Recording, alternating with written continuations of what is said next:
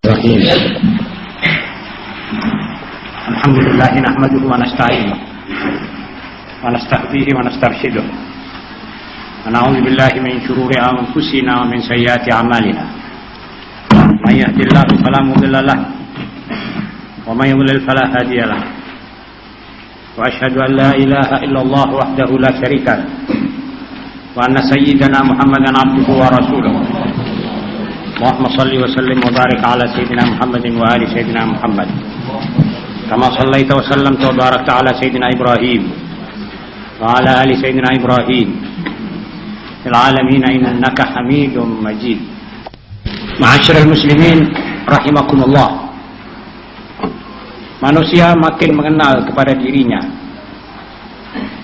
makin mengetahui siapa dia, apa asal mulanya, dan akan dikemanakan dia kelak.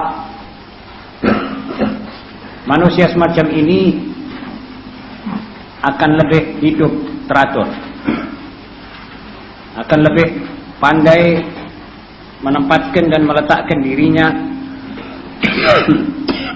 di tengah gelanggang hidup seperti ini. Karena itulah para ulama mengatakan man 'arafa nafsah faqad 'arafa rabbah. Barang siapa yang telah mengenal dirinya baik-baik, maka dia pasti nanti akan mengenal Tuhannya. Dan Allah Subhanahu wa taala sendiri dalam Al-Qur'an berfirman, "Wa fi anfusikum afala tubsirun." Dan kepada dirimu sendiri wahai manusia, tidakkah kamu melihat dan mengamat-amatinya? Karena itu judul daripada diktat yang ada di tangan saudara ini adalah kenalilah diri Anda. Justru pada malam perpisahan, artinya majelis ta'lim yang penutup, yang merupakan majelis penutup pada malam ini, saya sengaja menurunkan judul sebagai yang saudara baca dalam diktat yang ada di tangan Anda itu.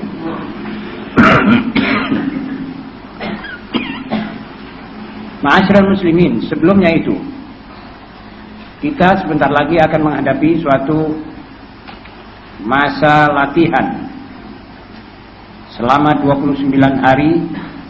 Masa kita dilatih, yaitu masa bulan Ramadan. Latihan jasmani, latihan juga rohani, latihan untuk disiplin, bagaimana kita bangun pada waktunya dan sholat pada waktunya, dan begitu seterusnya. Buka pada waktunya, sahur pada waktunya. Semua itu menurut Islam adalah suatu nizam.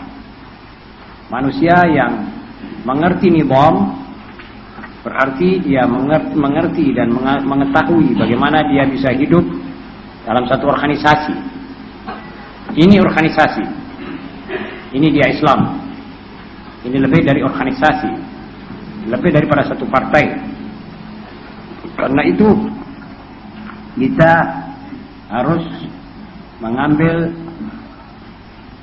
pengertian terhadap diri sendiri sebelum kita menginjak acara latihan puasa 1 bulan ini, dan sekaligus merupakan suatu ibadah yang amat penting. Karena itu saudara-saudara, marilah kita lebih dahulu mengingat akan kedhaifan kita dan mengingat kewajiban-kewajiban kita terhadap Allah Subhanahu wa taala. Man fakkara ihtada wa man ihtada naja fid dunya wal akhirah. Barang siapa mempergunakan pikirannya, maka ia pasti akan mendapat petunjuk. Dan barang siapa mendapat petunjuk, maka ia akan selamat di dunia dan akhirat.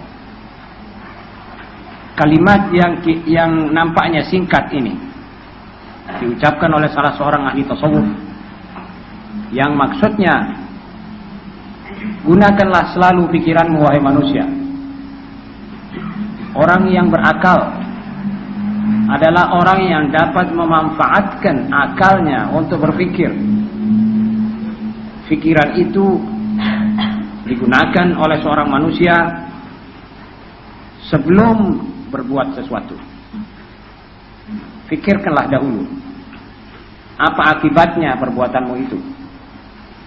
Sebelum Anda berbicara, pikirkanlah apa akibat dari pembicaraanmu itu. Orang yang menggunakan pikirannya berarti orang ini waras dan pasti dia mendapat petunjuk. Kalau dia mendapat petunjuk, berarti dia selamat. Orang di dunia ini hidup untuk apa? Untuk selamat, untuk bahagia, untuk selamat. Ini dua-dua bisa dicapai oleh orang yang mempergunakan akalnya untuk mendapatkan petunjuk. Dan petunjuk itu akan datang setelah kita mempergunakan akal kita. Dan barang siapa mendapat petunjuk, maka dia akan selamat di dunia dan akhirat. Manusia yang hidup sekitar kita ini kebanyakan tidak menggunakan rasionya, tidak menggunakan pikirannya. Coba umat ini menggunakan pikirannya dan akalnya, membuka telinganya dan membuka telinga hatinya untuk ayat-ayat Al-Quran, untuk hadis dan sunnah Rasulullah SAW. Tidak sampai mereka sesat dan tidak sampai mereka cilaka karena akibat daripada kesesatan, dan tidak sampai mereka masuk neraka akibat daripada tidak menggunakan fikir yang membawa kepada kesesatan, yang membawa kepada jahannam. Kenapa Allah SWT dalam Al-Quran berfirman, wa qalu law kunna nasma'u aw na'qilu ma kunna fi ashabis sa'ir. Mereka nanti akan berkata, wahai, coba kita dulu menggunakan, coba kami buka, kami punya telinga baik-baik, coba benar-benar kami menggunakan akal kami baik-baik di dunia dulu, tentu kami tidak sampai masuk ke dalam neraka ini. Jadi benar kata dia ini, barang siapa menggunakan pikirannya, dia mesti mendapat petunjuk. Setiap orang yang menggunakan pikiran itu berartinya dia tenang, tidak kesusu. Mau cari nafkah, gunakan pikiran. Apa yang kamu makan ini? Apa yang kamu sudah capai ini? Halal apa haram? Kalau kamu jalannya haram, mendapat dari jalan haram kamu mendapatkan nafkah itu, maka kamu tidak berakal.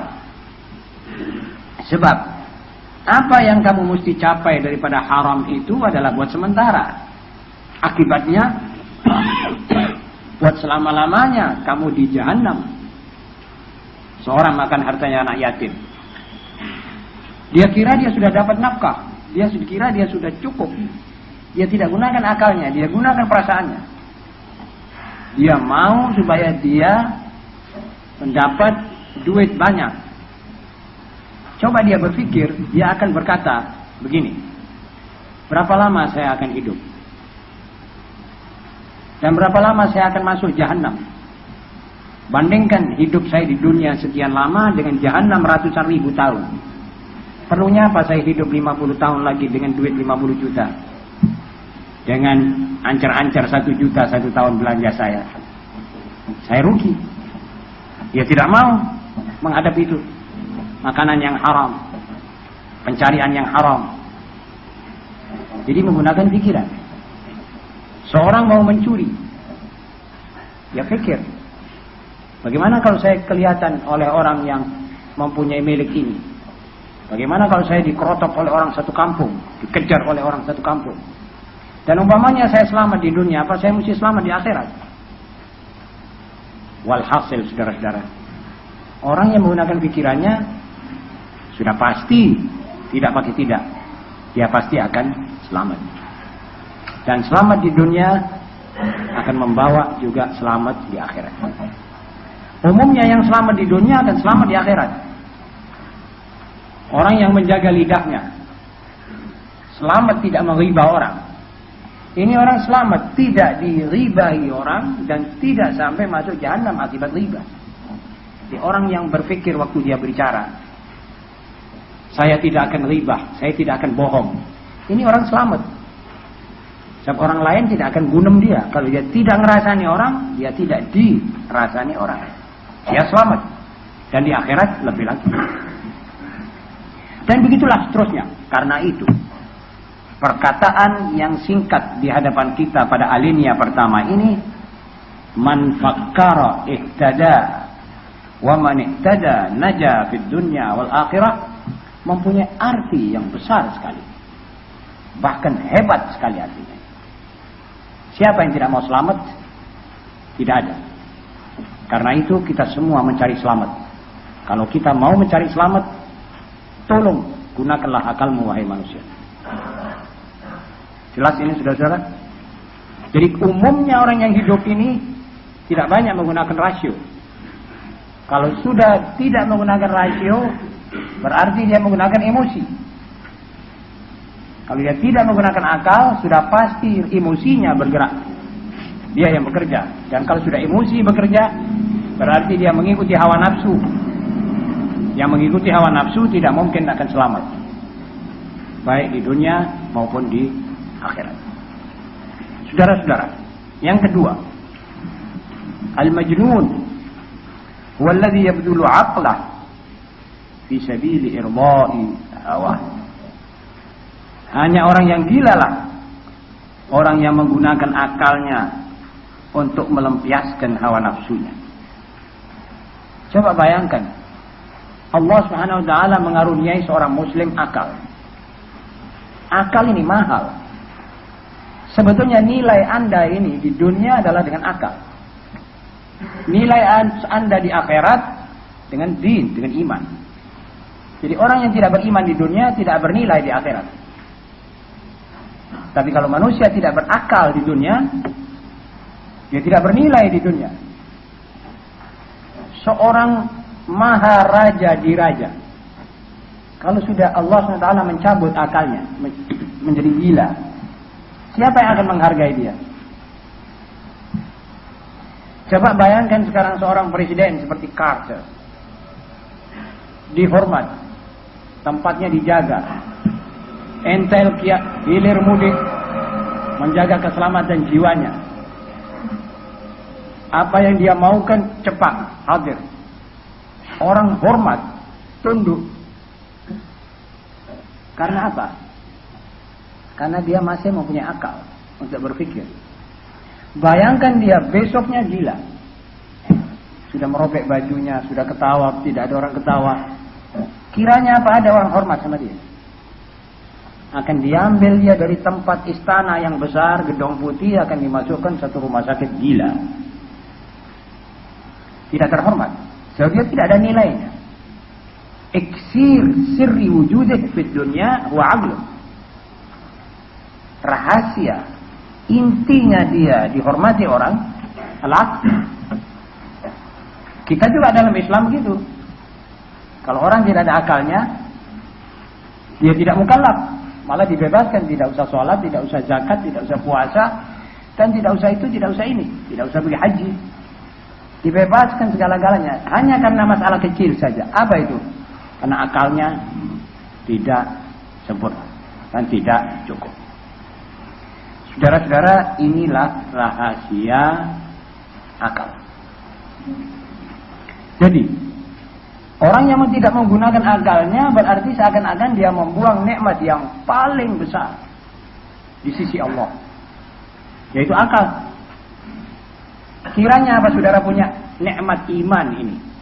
Ada artinya kalau tidak masuk ke dalam wadah akal.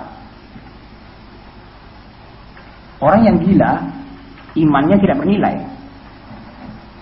Jadi akal ini penting. Gunakanlah akalmu. Dan orang yang gila lah orang yang menggunakan akalnya untuk mengikuti hawa nafsunya. Jadi mereka dan mengarang segala-galanya untuk melampiaskan hawa nafsunya. Ini orang gila. Sama dengan akalnya tidak digunakan, sebab akalnya ditundukkan kepada hawa nafsu. Mestinya terbalik. Hawa nafsu tundukkan dengan akal. Dan akal sudah jelas dipimpin oleh wahyu. Karena itu saya katakan kepada saudara-saudara bahwa akal ini mempunyai pengaruh besar dan merupakan seret-seretan antara hawa nafsu dengan akal. Hawa nafsu dipimpin oleh oleh setan dan akal dipimpin oleh malaikat. Dua-dua ini saling tarik-menarik. Sebagaimana saya sering gambarkan contoh-contohnya. Orang bangun pagi, kata akal, bangunlah. Ini suara azan sudah mengumandang di udara, memanggil engkau untuk lekas-lekas salat. Yang laki dipanggil ke masjid, yang perempuan dipanggil untuk salat di rumah. Tetapi kata hawa nafsunya, nanti dulu. Baru saja suara azan belum habis. Biarlah dia habis. Tidur lagi. Sebentar lagi, bangun lagi akalnya berkata kepadanya, cepat. Jangan kamu tidur, nanti kamu luput tidak mengerjakan salat. Kata hawa nafsunya, sebentar lagi. Akhirnya salah satu yang mesti menang. Kalau akal yang dipimpin oleh malaikat ini menang, dia sudah bangun, sholat dan menghadap kiblat, sudah selesai subuh. Kalau hawa nafsunya yang menang, berarti setannya yang menang, dia bangun sesudah matahari terbit. Setan menang 1-0. Dia kalah. Dan begitu seterusnya. Begitu seterusnya. Siang malam ini akal dengan hawa nafsu saling tarik-menarik. Karena itu kita harus menangkan akal. Tidak memenangkan hawa nafsu. Apa ukurannya? Ukurannya kalau Anda senang pada sesuatu, kepingin mengerjakan sesuatu itu, tandanya itu tidak baik. Tapi kalau karena pikiran yang mesti digunakan, itu mesti berat. Orang yang mesti memikirkan bagaimana dia mendidik anaknya, bagaimana dia mau mengatur sekolahnya, bagaimana dia mengatur rumah tangganya, ini berat. Kalau mau cul-culan, ini yang ringan. Sebab kata sebagian ulama, hawa nafsu itu seperti sesuatu yang turun dari atas ke bawah. Memang mau meluncur ke jahanam, enteng. Seperti saudara terjun daripada tingkat yang ke-70. Satu hotel ada tingkat ke-70, lalu saudara dari atas melompat, ini tidak berat. Tapi kalau saudara naik dari bawah, satu tangga demi satu tangga sampai tingkat ke-70, itu insya Allah saudara capek dan mungkin memerlukan tenaga tukang urut. Tapi kalau saudara sudah sampai ke tingkat yang atas, lega. Begitu juga manusia mau mendaki ke surga, berat. Kalau mau turun ke neraka, ringan. Seperti satu drim air, saudara mau turunkan dari atas ke bawah, tidak usah capek-capek. Gelundungkan saja dari atas, insya Allah dia 3-4 menit sudah di bawah. Tapi kalau mau naikkan itu air ke atas, saudara mesti pikul. Atau mesti pakai alat-alat. Begitu sifat manusia di dunia, yang menggunakan pikirannya dengan yang menggunakan perasaannya. Tapi sebodoh-bodoh orang yang menggunakan akalnya yang mahal itu untuk menyenangkan hawa nafsunya. Saudara-saudara, karena itu hendaknya kita betul-betul hati-hati. Jangan sampai apa yang kita ingini kita turuti. Itu berarti kita gunakan fikih akal untuk menyenangkan hawa nafsu. Besok malam ada satu orang mempunyai keinginan mau nonton bioskop. Kata dia, ya sudah, kita cari duit. Akalnya digunakan mencari duit untuk memenuhi keinginannya dia nonton bioskop. Ada majnun. Majnun itu gila. Mestinya terbalik. Dan segala yang diinginkan oleh hawa nafsumu harus dikontrol oleh akalmu. Cocok apa tidak ini? Jadi seperti yang memegang kuda di atas dokar, dia mesti hati-hati betul memegang lesnya, kendalinya. Jika tidak, hancur ini. Yang ketiga, "Lau kana asluka min ma'i dhahabin, lama kana laka an tatakabbar li'annaka makhluqun dha'if." Andai kata asalmu dari air emas, maka tidak berhaklah engkau sombong, karena Anda adalah makhluk yang lemah. Kata kabar dibetulkan, ada keliru. "Lau kana asluka min ma'i dhahab." Coba asal mulamu wahai manusia daripada tetesan air emas, masih juga engkau tidak berhak sombong. Apa sebab? Sebab engkau diciptakan tetap merupakan makhluk yang lemah, makhluk yang dhaif. Angin kencang sedikit saja saudara sudah pilek, masuk angin. Kena dingin tidak kuat, kena panas lebih lagi. Kalau ada panas sedikit lebih, saudara sudah sambat kanan kiri, ya Allah panasnya hari ini. Hujan tidak ada. Akhirnya kalau ada hujan, saudara bilang, wah hujannya terlalu banyak. Di tempat es, lebih lagi saudara tidak kuat. Dan begitulah manusia. Untuk apa dia sombong? Untuk kepentingan siapa dia sombong? Sama sekali tidak menguntungkan siapa, malah merugikan dia, menguntungkan syaitannya dia. Apalagi sekarang orang berbangga-bangga dengan keturunannya, berbangga-bangga dengan dia punya kekayaan, berbangga-bangga dengan dia punya kedudukan, berbangga-bangga dengan kedudukan ayahnya, berbangga dengan kekayaan dan peninggalan harta waris ayahnya. Sebetulnya dia tidak berhak berbuat apa-apa tentang hal ini. Lebih prihatin dia tentang asal usulnya, itu lebih menyebabkan dia tidak sombong, tidak congkak, tidak takabur. Yang membanggakan hartanya, pasti dia tahu bahwa satu waktu itu harta meninggalkan dia atau dia ditinggalkan oleh hartanya. Yang membanggakan pangkatnya, mungkin berubah, pangkat dicopot dan dia sudah tidak berpangkat. Apalagi kalau dicopot karena kesalahan, jatuhlah terhempas di bumi manusia itu. Tidak ada artinya sama sekali. Saudara-saudara, sebagai makhluk dhaif, hendaknya kita betul-betul mengerti kedudukan kita. Jangan sombong, jangan congkak. Yang keempat, anasita annaka satudammu ila qaimatil mautah. Lupakah Anda bahwa Anda akan digabungkan pada satu waktu kepada nama-nama orang-orang yang mati? Nama kita sekarang ini masih termasuk dalam buku daftar makhluk-makhluk Allah yang hidup. Tetapi apakah Anda lupa bahwa satu waktu Anda dipindah dari buku daftar manusia hidup di dunia abad tahun ini kepada buku makhluk-makhluk yang sudah keluar dari dunia ini? Adakah yang tidak mengerti ini? Siapa yang lupa bahwa kita semua ini tanpa reserve, tanpa kecuali, kita semua yang ada ini satu waktu nama kita akan didaftar oleh Allah dan oleh manusia ini ke daftar manusia-manusia yang sudah habis riwayatnya, sudah tutup buku, tutup usia. Ini tidak bisa diungkiri. Satu waktu nanti saudara mengatakan Husain Al-Habsyi sudah tidak di tengah-tengah kita lagi. Artinya sudah di tengah manusia, makhluk-makhluk yang meninggalkan kita. Satu waktu begitu. Saya harus yakini ini. Saudara pun juga.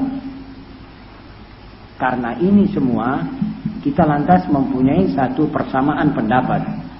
Wah, kalau begitu apa yang mesti kita lakukan? Ini kita ini sudah dipastikan pindah. Apa yang mesti kita lakukan?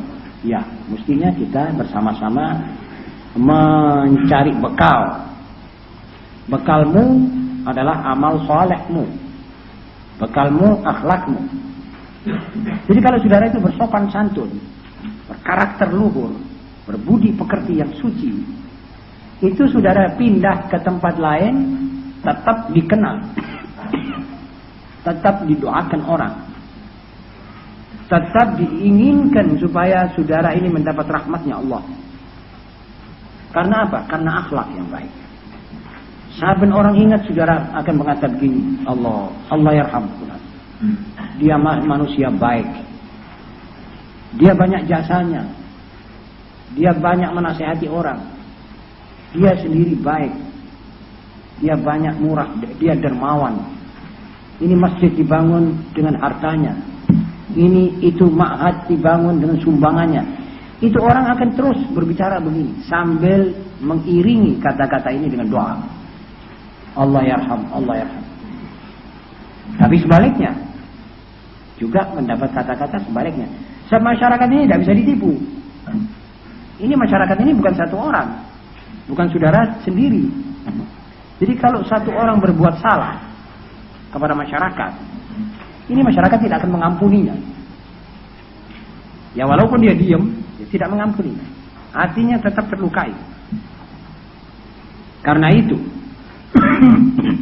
disunnahkan kalau orang mati ditanyakan, kalau ada utang orang ini, tolong sampaikan bukti-buktinya kepada panitia ini, kepada saya sebagai anaknya. Kalau ayah saya salah, tolong dimaafi. Sudah zahiran, insyaallah selesai. Tetapi manusia yang tidak ada salahnya tetap dikenal. Salah pun kalau dia bisa menempatkan diri di waktu hidup, maaf, minta maaf, juga berarti sudah hapus. Dia utang, dia tidak kuat, dia minta maaf sebelumnya dia mati. Tapi jangan lupa, kalau ada orang hidup semaunya tidak bisa menempatkan diri, wafat baru 1 hari orang sudah bilang, wah utangnya utang orang tidak bayar, tidak bayar. Itu sana sini bicara, kasihan orangnya dikubur.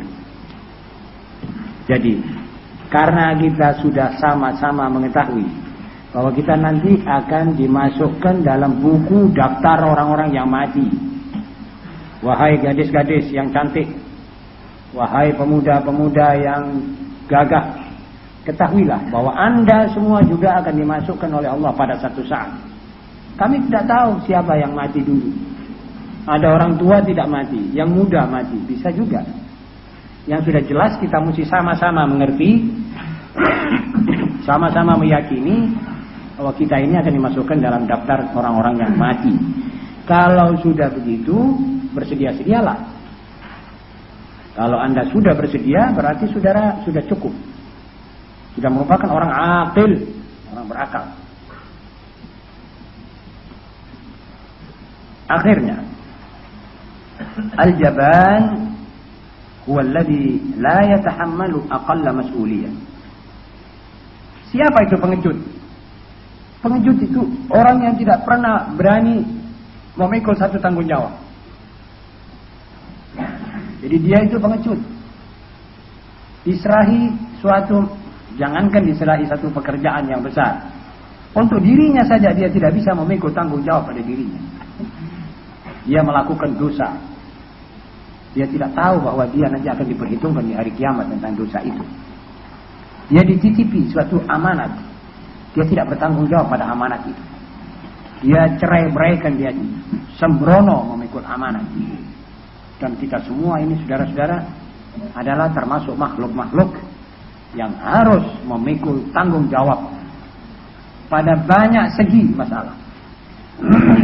Iman dan Islammu harus kamu pertanggungjawabkan di hari kiamat. Ini amanat. Kamu kapakkan imanmu.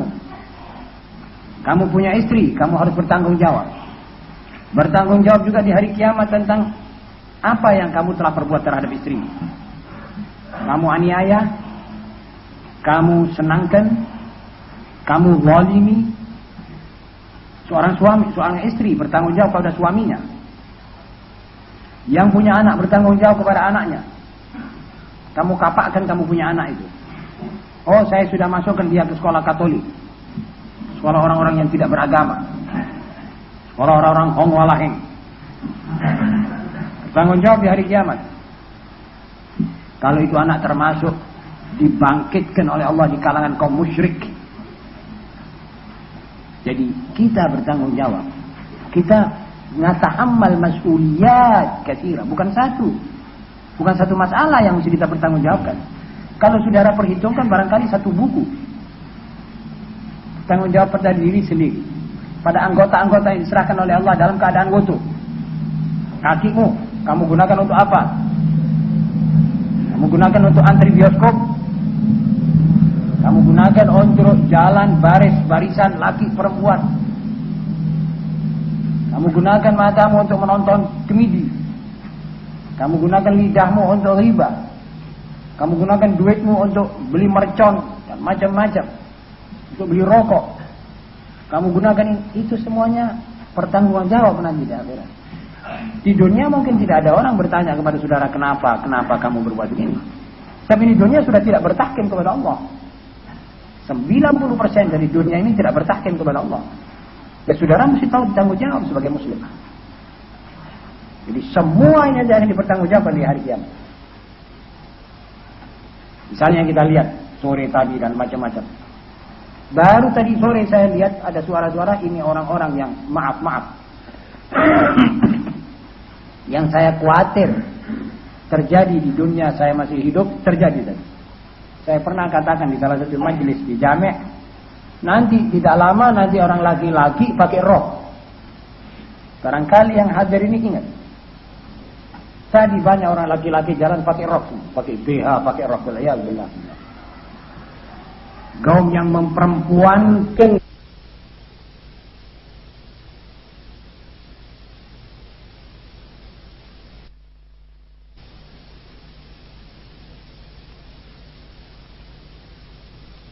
di tengah-tengah suara takbir dan tahmid. Hari kemenangan adalah daripada Allah. Allah yang memenangkan, Allah yang memuliakan, Allah yang merendahkan. Qulillahumma malikal mulk. Katakanlah ya Muhammad bahwa Tuhan yang memiliki segala kekuasaan. Tu'til mulka man tasha' wa tanzi'ul mulka mimman tasha'.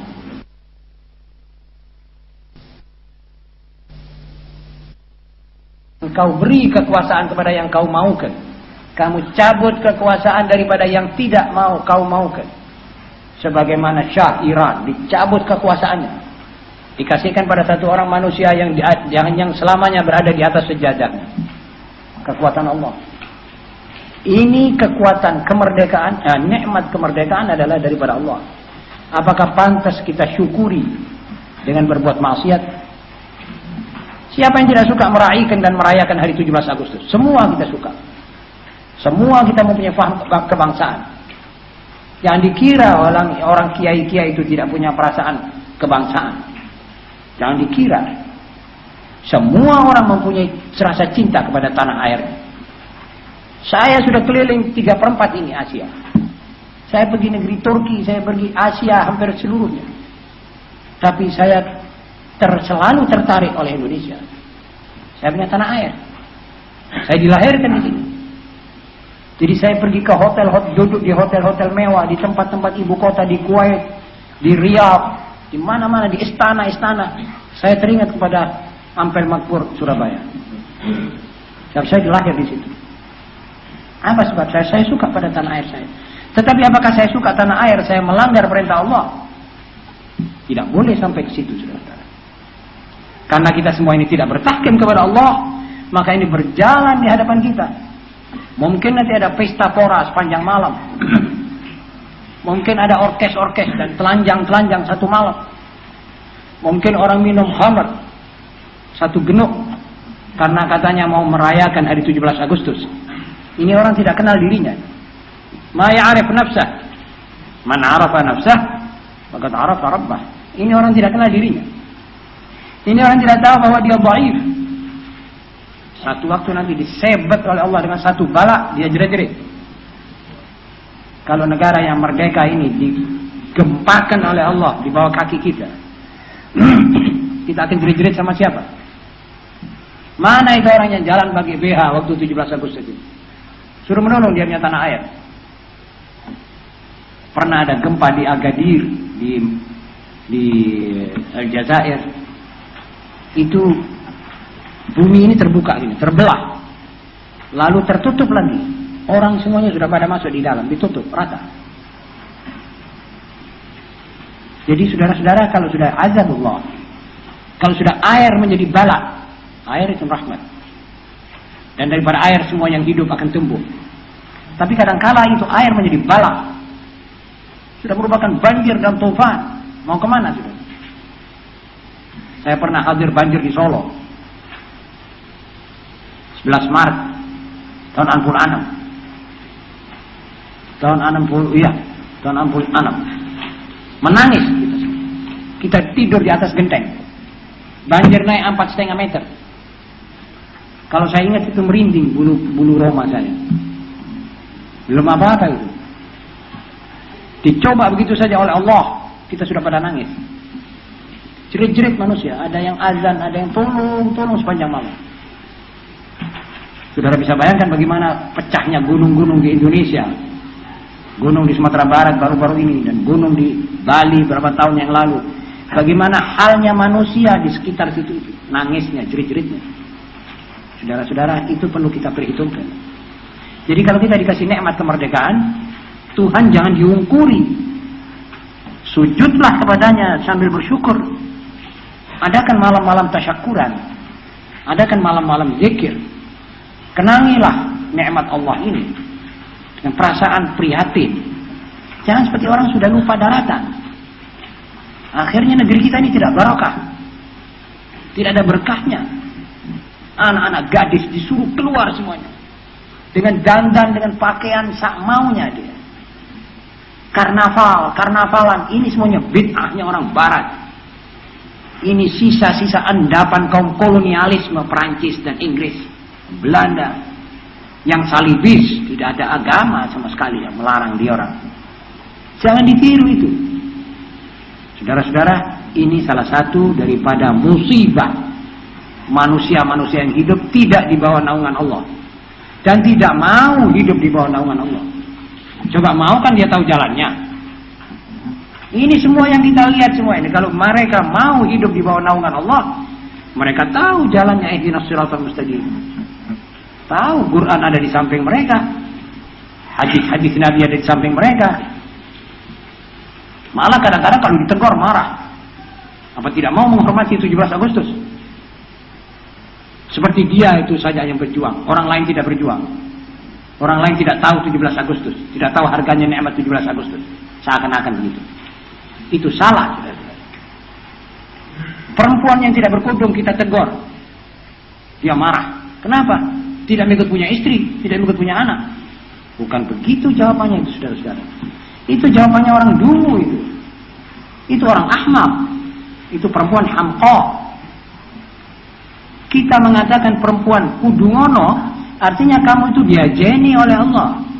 Jangan kamu buka auratmu seperti kamu nantang Tuhan, kamu ngungkuri Tuhan.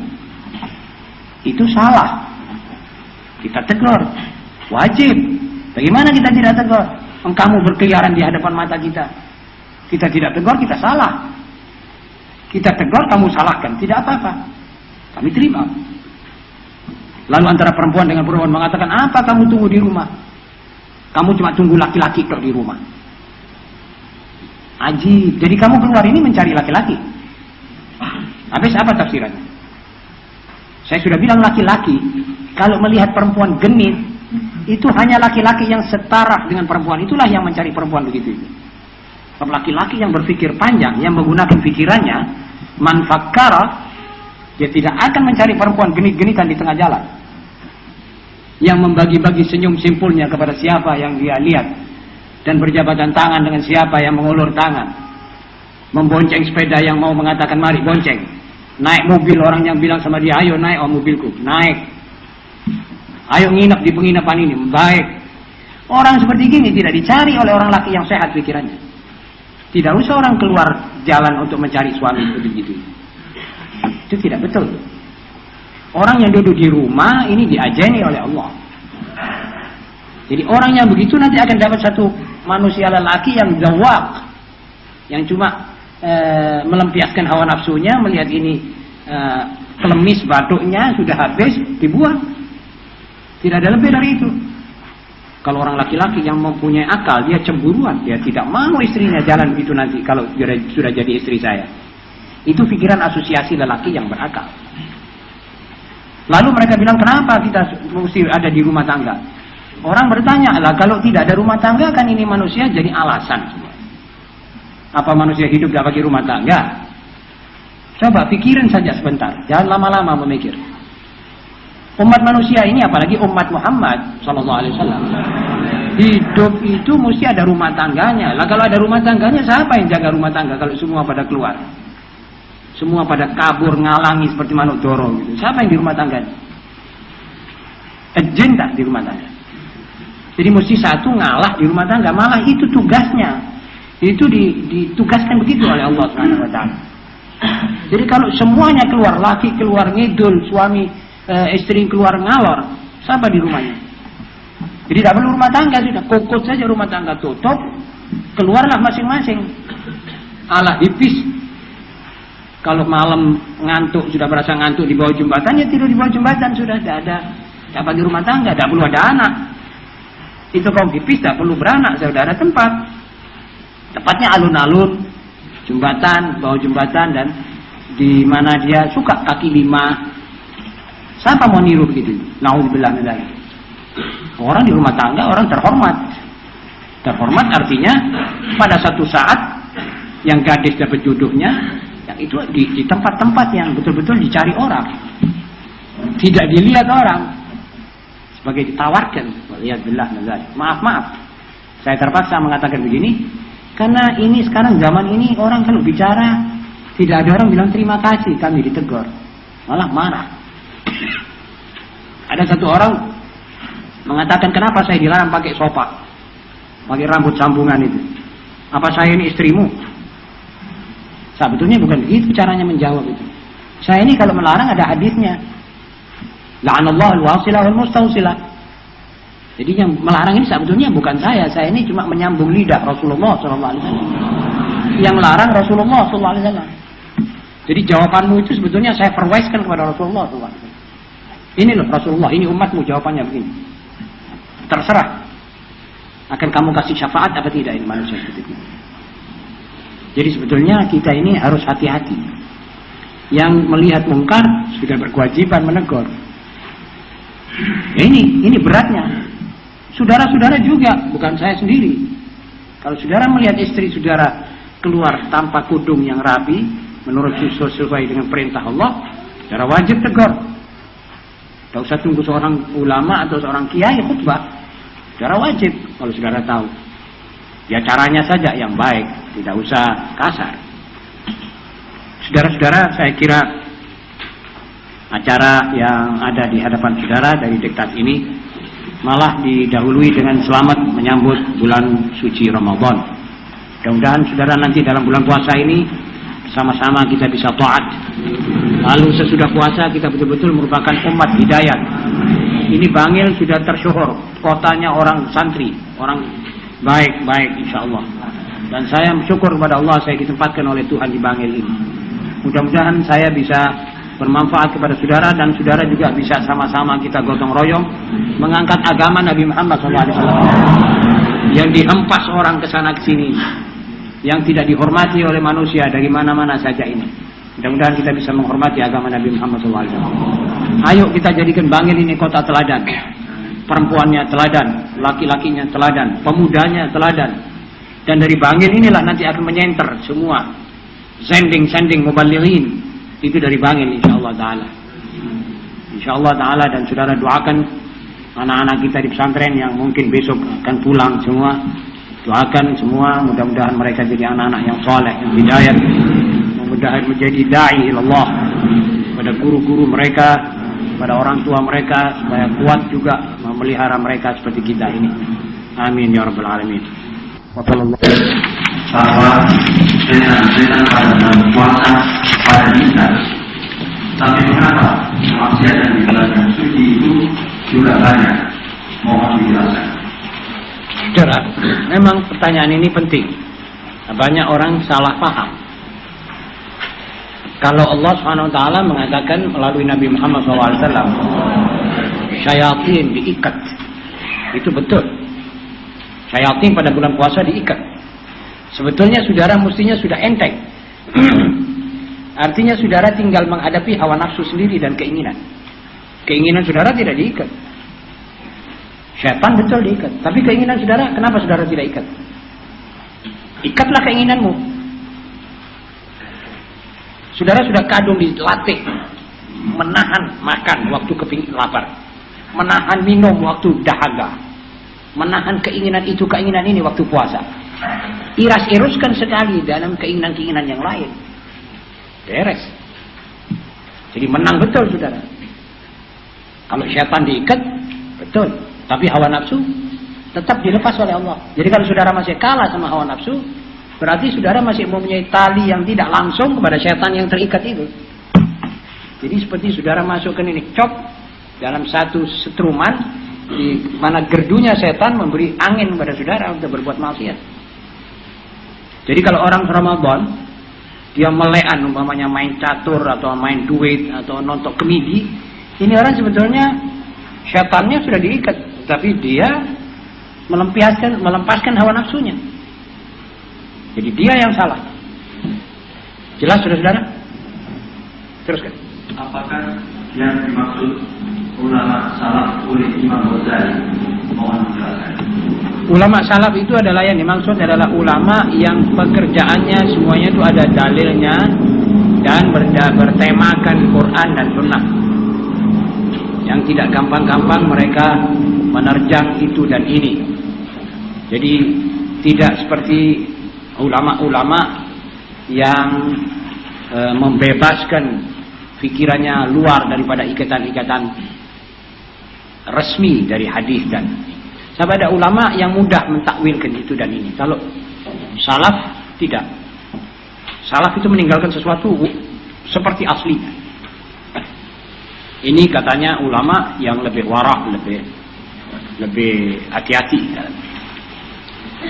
Silakan. Tapi bukan berarti ulama salaf tidak mau ijtihad.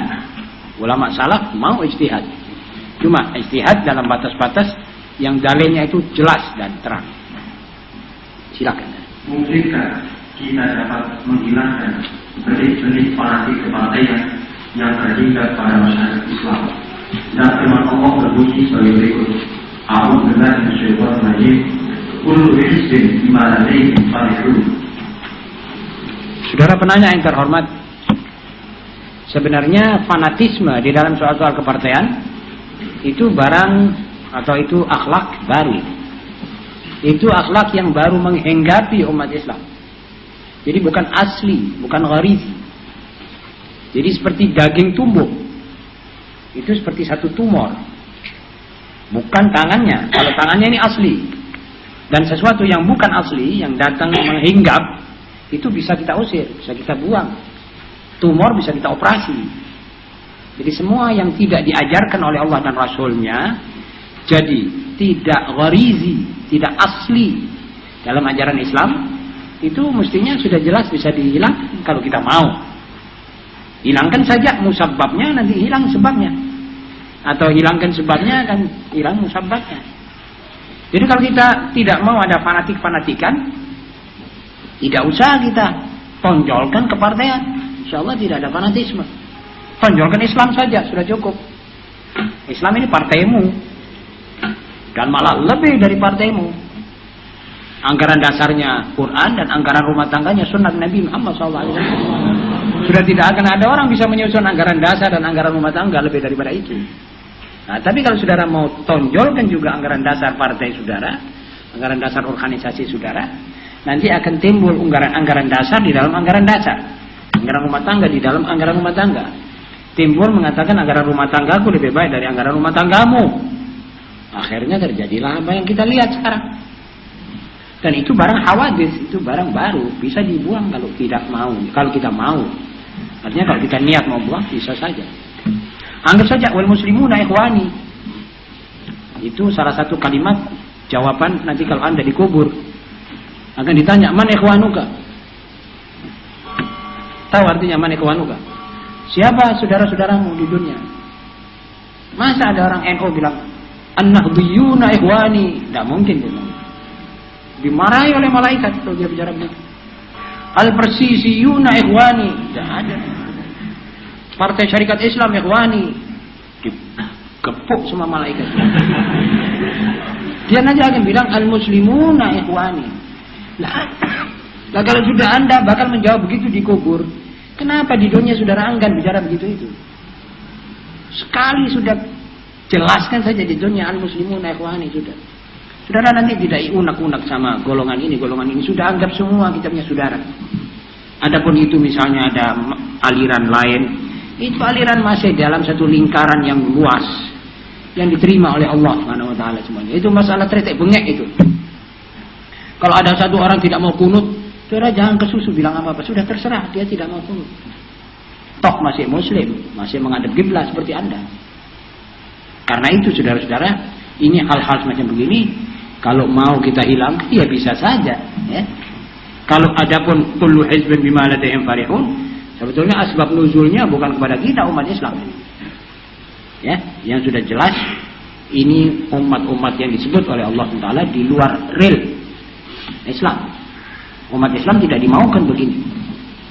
Dan kalau umat Islam begini harus menghilangkan sifat itu. Ya. Silakan. Kalau kami tidak berpuasa menunaikan kewajiban puasa di bulan Ramadan karena sakit, maka apakah yang harus saya amalkan agar saya tetap termasuk golongan orang-orang yang bertakwa? Setidak-tidaknya Anda jangan menggunakan kaki, tangan, telinga, mulut, mata untuk sesuatu yang dimelarang oleh Allah. Paling minim. Itu katakan saja takwa secara pasif. Takwa ada aktif. Orang yang takwa aktif itu orang yang membangun tempat-tempat ibadah, berkorban, bersedekah, berjihad, itu takwa aktif. Kalau takwa pasif, sudah jangan berbuat dosa saja. Kalau saudara tidak bisa menambah taat, tidak bisa bangun malam, itu bangun malam aktif, takwa aktif.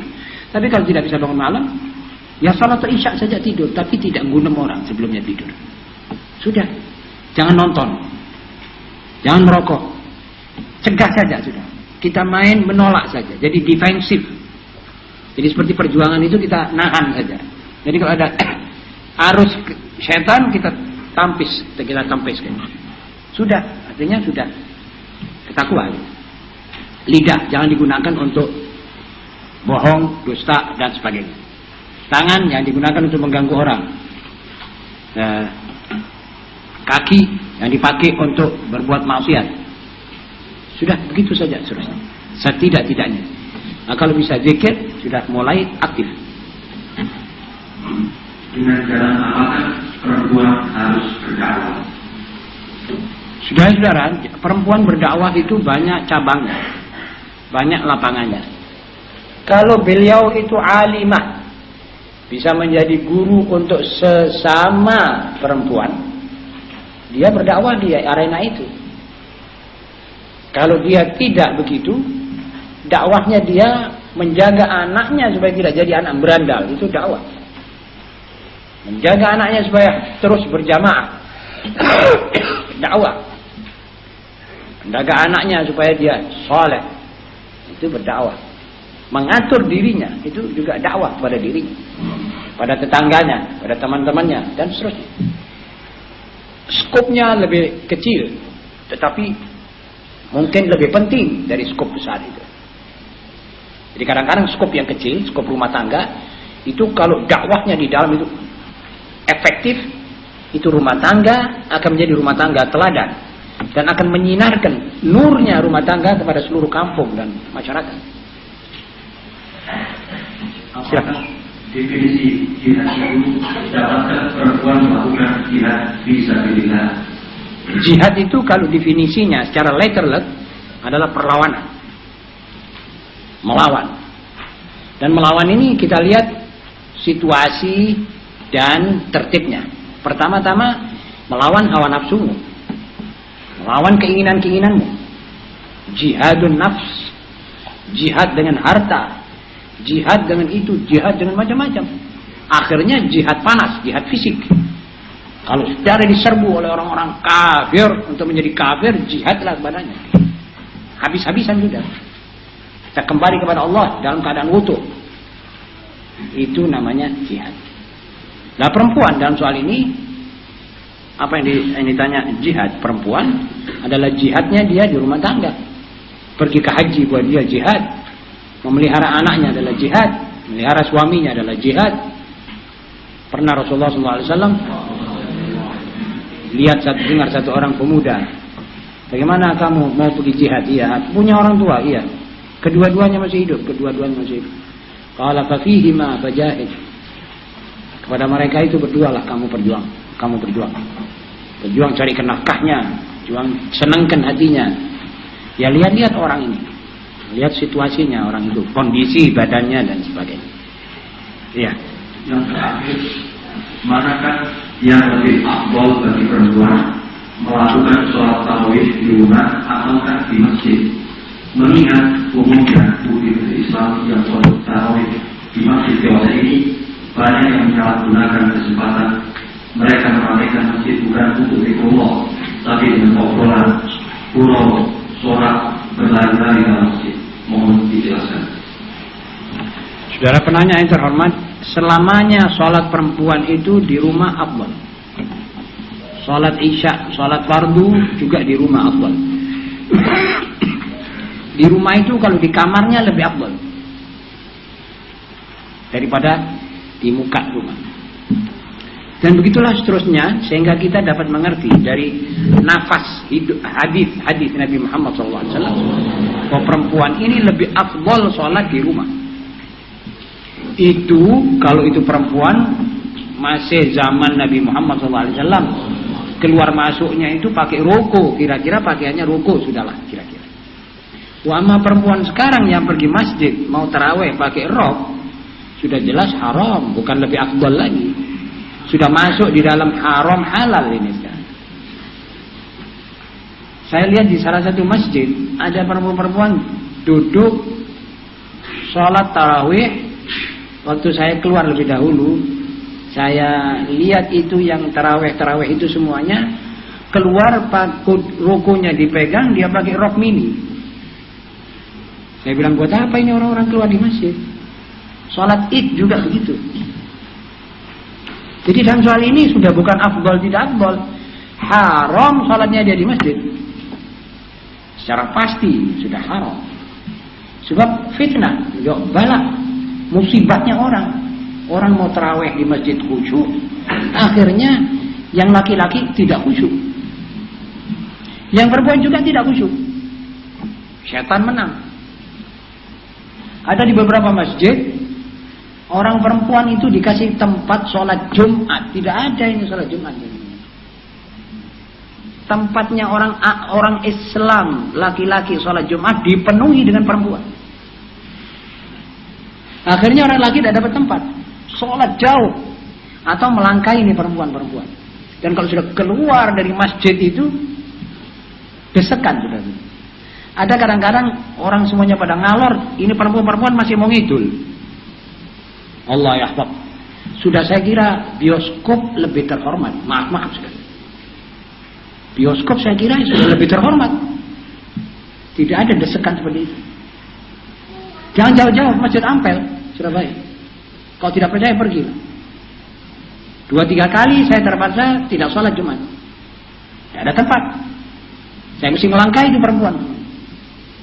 Yang jalan rumah saya ke situ. Ada haram. Bukan afdal tidak afdal lagi sudah. Saya suruh perempuan sholat Jumat dan menutupi tempat orang laki-laki yang wajib sembahyang Jumat ini orang laki-laki. Jalannya ditutup, semua ditutup, perempuan dikasih tempat. Dan banyak hal-hal semacam ini sebetulnya perlu ada ulama yang jujur bicara. Juga seperti ziarah. Kalau malaman ini ziarah bagi Sunan Ampel meributkan orang tarawih. Orang tarawih tidak bisa, orang sembahyang Isya tidak bisa. Pasar. Mana yang lebih afdal, salat fardu apa ziarah? Ini juga perlu ada orang yang jujur. Belum tentu ini ziarah bagaimana. Jadi perlu juga diatur ziarahnya. Saudara-saudara masih banyak kita yang perlu koreksi kita sendiri. Dan ini semuanya termasuk halal haram, saudara. Ini perempuan harus semuanya diumumkan, jangan ada orang sholat di situ. Mulai Jumat besok semua sholat di rumahnya. Tidak boleh sholat di masjid. Haram. Dan di tempat orang laki-laki. Coba diatur tempat. Dulu, pada kira-kira 20 tahun yang lalu, itu ada pendopo di belakang, di wetannya masjid itu kecil, itu tok ada orang perempuan sholat. Dan tertutup. Ada kayak jendela-jendela, malah pintunya itu rapat saja. Terbuka separuh. Itu waktu kira-kira 20 tahun yang lalu. Sekarang masuk di tempatnya orang laki-laki. Alhamdulillah, itu keliru. Dan keluarnya itu desekan, saudara. Malu orang yang terhormat mau jalan di situ. Yang satu mau ngalor, yang satu mau itu. Jadi persis seperti keluarnya orang di Gemidi. Malah Gemidi tidak sampai begitu, sebab ini padat dan tempatnya itu kecil.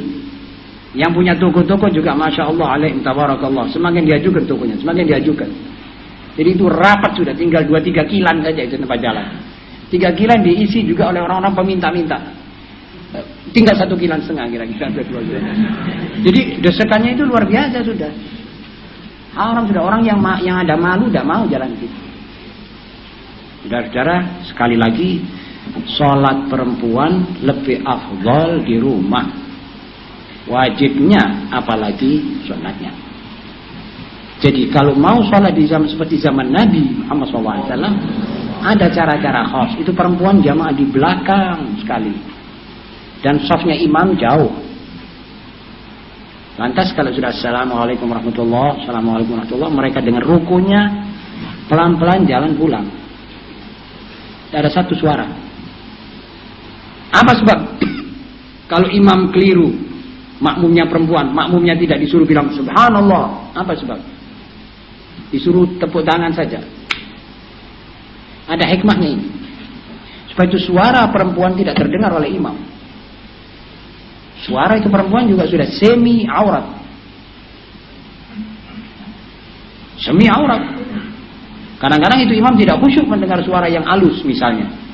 Akhirnya dia lupa sholatnya sama sekali, tidak lupa 1 rakaat. Karena itu disuruh mengatakan subhanallah. Safakat. Tepuk tangan. Kalau laki-laki di belakangnya subhanallah. Ma'asyiral muslimin, ini hikmah, ini ada hikmah. Jadi di zaman Nabi Muhammad SAW itu perempuan masuk sesudah makmum sudah rata bangun, ada perempuannya masuk sholat dan keluar. Tidak tunggu sampai selesai subhanallah subhanallah sampai. Itu sopan santun. Kalau bisa begitu ya baik. Tetapi Sayyidatina Aisyah mengatakan, hei, kalau perempuan zaman sekarang ini Rasulullah melihat kamu begini, pasti dia akan larang kamu. Di zamannya Sayyidatina Aisyah itu waktu. Wa amma zaman sekarang, nasallallahu al-afiyah. Kita mohon ampun dan taubat daripada Tuhan. Tidak khusyuk orang sholat. Malah nuwun sewu, dan sekali lagi ada beberapa masjid jamek dijadikan tempat pencarian jodoh secara massal.